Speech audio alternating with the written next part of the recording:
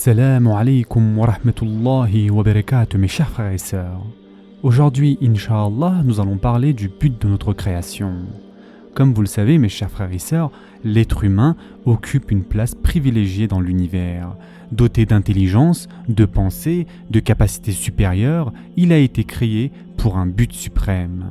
Allah Ta'ala explique clairement dans le Coran la sagesse qui préside à notre création et le but de notre présence sur cette terre. Et en effet, Allah Azza wa Jal dit « Je n'ai créé les djinns et les hommes que pour qu'ils m'adorent » Surat Ad-Dariyat, verset 56. Donc, la véritable raison de notre création est de connaître Allah Subhanahu wa Ta'ala et de l'adorer. L'être humain n'est pas une créature qui existe sur une courte durée et disparaît ensuite, il est en effet une créature honorée, candidat à une vie plus noble et éternelle. Il est le voyageur du monde de l'éternité. La terre est comme une station sur le chemin allant à ce monde. L'être humain, après être resté un temps ici-bas, va continuer sa route et arriver à sa patrie d'origine. Notre bien-aimé prophète, sallallahu alayhi wa sallam, a expliqué ce voyage de cette manière. Je suis tel un cavalier qui, après avoir terminé sa sieste à l'ombre d'un arbre, repart en délaissant ce dernier. Et ce hadith a été rapporté par At-Tirmidhi. Ainsi, l'objectif de notre vie sur terre n'est pas seulement de se nourrir, de dormir et de satisfaire des plaisirs éphémères, nous sommes sur terre pour nous préparer à une vie plus noble. Notre Seigneur a voulu que nous nous préparions pour cette noble vie et nous a indiqué les voies pour l'atteindre.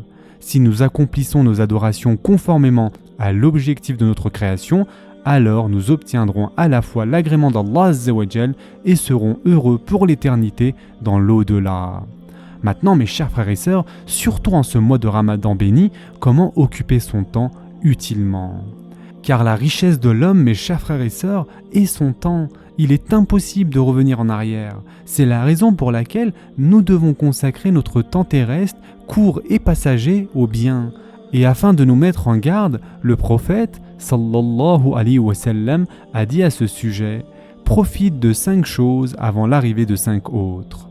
Ta vie avant la mort, ta santé avant la maladie, ton temps libre avant ton activité, ta jeunesse avant ta vieillesse, ta richesse avant ta pauvreté. » Et ce hadith a été rapporté par Al-Hakim.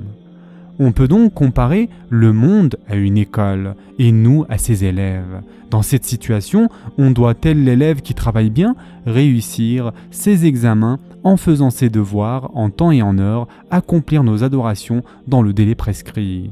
Nous ne devons pas nous retrouver dans la situation de l'élève paresseux qui n'apprend pas ses leçons, ne fait pas ses devoirs à temps et le regrette le jour de l'examen et donc de ce fait tombe à l'échec.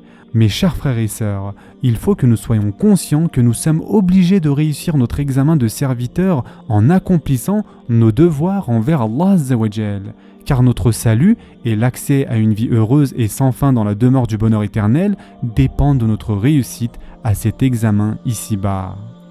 Maintenant, qu'appelle-t-on vraiment une adoration ?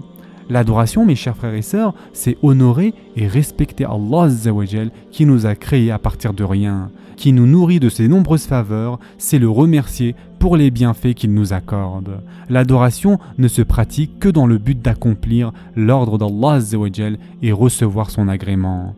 L'adoration, agréée par Allah Azza wa Jal, est celle qui s'accomplit avec une intention sincère, sans aucun intérêt particulier.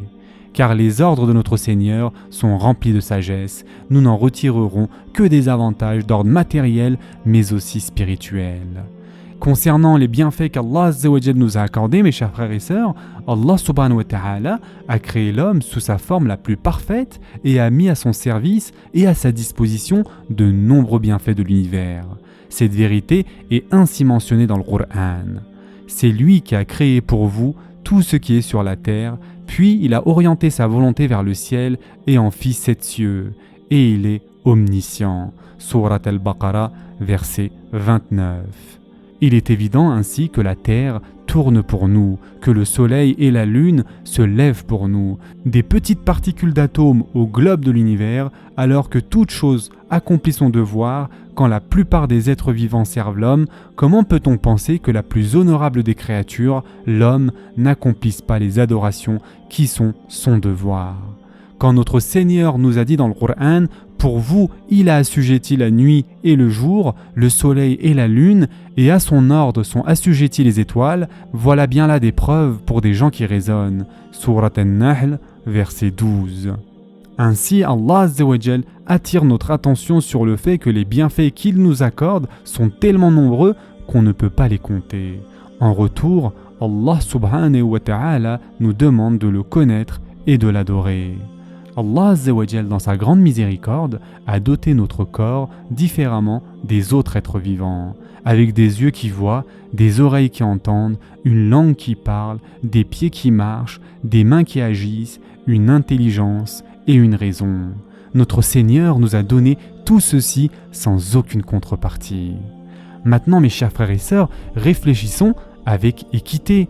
Si l'un de nos organes, par exemple nos yeux, tombe malade et que nous remercions le médecin qui nous soigne moyennant une somme d'argent, ne devrions-nous pas alors remercier notre Seigneur qui nous en a fait don? Nous remercions une personne qui nous a invités à dîner, ne devrions-nous pas remercier Allah Azza wa Jal de l'air que l'on respire, à l'eau que l'on boit, lui qui nous héberge avec ses innombrables bienfaits dans sa royauté durant des années? Eh bien nous, en accomplissant nos adorations, nous obéissons à l'ordre d'Allah Azza wa Jal tout en le remerciant des bienfaits qu'il nous octroie. La valeur du musulman se mesure auprès d'Allah Azza wa Jal en fonction de ses adorations. Le verset du Coran à propos de ceux qui n'accomplissent pas leur devoir d'adoration malgré tous les bienfaits de notre Seigneur retient l'attention, mes chers frères et sœurs, car Allah subhanahu wa ta'ala dit « Il vous a accordé de tout ce que vous lui avez demandé. » Et si vous comptiez les bienfaits d'Allah, vous ne sauriez les dénombrer. L'homme est vraiment très injuste, très ingrat. Surat Ibrahim, verset 34. Face à la grandeur de notre Seigneur et à ses innombrables bienfaits, notre bien-aimé prophète, sallallahu alayhi wa sallam, ressentait le besoin d'être toujours plus reconnaissant. Et donc, il ressentait le besoin de le remercier en priant même la nuit. D'ailleurs, Aïcha radiallahu anha rapporte, une nuit, alors qu'on allait se coucher, le prophète fit ses ablutions et se mit à prier. Il pleurait. Ensuite, il leva ses deux mains, il continuait à pleurer, j'ai même vu ses larmes mouiller le sol. Ensuite, Bilal est venu pour l'appel à la prière. Quand il a vu que le prophète sallallahu alayhi wa sallam pleurait, il a dit « Ya Rasulullah » pleures-tu alors qu'Allah t'a pardonné tes péchés passés et tes péchés futurs? À cela, notre prophète sallallahu alayhi wa sallam répondit: Ô Bilal, ne serais-je pas un serviteur reconnaissant? Ce sera tout pour aujourd'hui. Je vous souhaite dès maintenant un bon iftar. En attendant, prenez soin de vous mes chers frères et sœurs et à très prochainement, Inch'Allah.